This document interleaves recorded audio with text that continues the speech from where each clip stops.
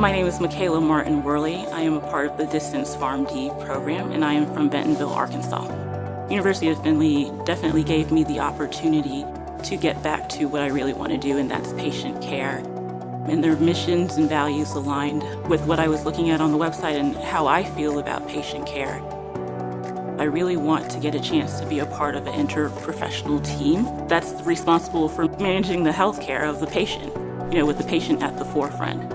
My experience with an enrollment advisor during the admissions process was actually a really great experience. Angela coached me and guided me through the entire process. She's very punctual and organized, and so she'll always make sure to, check up on you, follow up on certain things, and make sure that you're on top of all your admission paperwork and everything that you need in order to, complete that admissions process.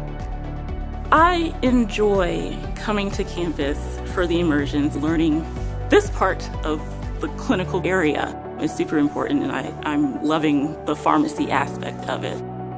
I definitely feel supported by the faculty and staff.